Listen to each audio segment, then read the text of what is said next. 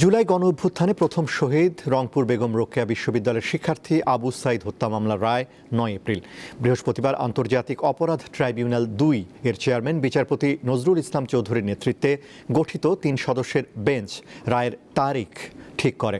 আসামিদের সর্বোচ্চ শাস্তির আশা প্রসিকিউশনের, আর আসামি পক্ষের আইনজীবীর দাবি বেকসুর খালাস পাবেন তারা।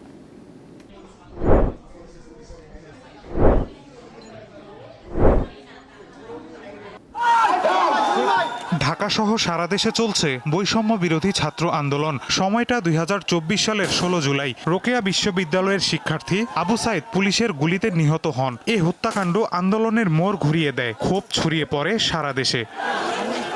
এরই এক পর্যায়ে সরকার বিরোধী আন্দোলন গণ অভ্যুত্থানের রূপ নেয়। পতন হয় আওয়ামী লীগ সরকারের। তৎকালীন প্রধানমন্ত্রী শেখ হাসিনা দেশ ছেড়ে পালিয়ে যান। আবু সাইদ হত্যার ঘটনায় মানবতা বিরোধী অপরাধ মামলায় তদন্তে নামে আন্তর্জাতিক অপরাধ ট্রাইব্যুনালের তদন্ত সংস্থা। গত ২৪ জুন ৩০ জনকে আসামি করে তদন্ত প্রতিবেদন দাখিল করা হয়। ৮ মাস ধরে চলে বিচারিক কার্যক্রম। বৃহস্পতিবার মামলার কার্যক্রম শেষ হওয়ায় রায়ের দিন ঘোষণা করে ট্রাইব্যুনাল।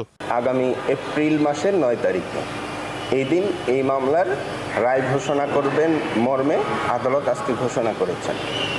এই মামলাটায় আপনারা জানেন যে সর্বমোট ৩০ জন আসামি ছিল। আমরা সর্বমোট ২৫ জনের সাক্ষ্য গ্রহণ করেছি। আমরা আশা করছি যে এই মামলায় আমরা সন্দেহাতীতভাবে প্রমাণ করতে পেরেছি বিধায় আমরা সর্বোচ্চ শাস্তি আশা করতে। আসামি পক্ষের আইনজীবীর দাবি, গুলির কারণে আবু সাইদের মৃত্যু হয়নি। এছাড়া মামলাটি ট্রাইব্যুনালের এখতিয়ারভুক্ত কিনা তা নিয়েও সংশয় জানান তিনি। আসামিরা খালাস পাবেন বলে প্রত্যাশা তার। যিনি তদন্তকারী কর্মকর্তা তিনি স্বীকার করেছেন যে আবু সাইদের গলা থেকে কোমর পর্যন্ত পরিহিত যে কালো রঙের টি শার্ট ছিল, সেই টি শার্টের জব্দকৃত অংশে কোনো ছিদ্র নাই। ফলে ইহা সন্দেহাতীতভাবে প্রমাণিত হয় যে গুলির কারণে আবু সাইদের মৃত্যু হয়নি। আমাদের প্রত্যাশা হলো এই ৩ জন আসামি বেকসুর খালাস পাইবেন। বেগম রোকেয়া বিশ্ববিদ্যালয়ের সাবেক উপাচার্য হাসিবুর রশিদ সহ এই মামলায় মোট আসামি ৩০ জন। এর মধ্যে ২৪ জন আসামি পলাতক।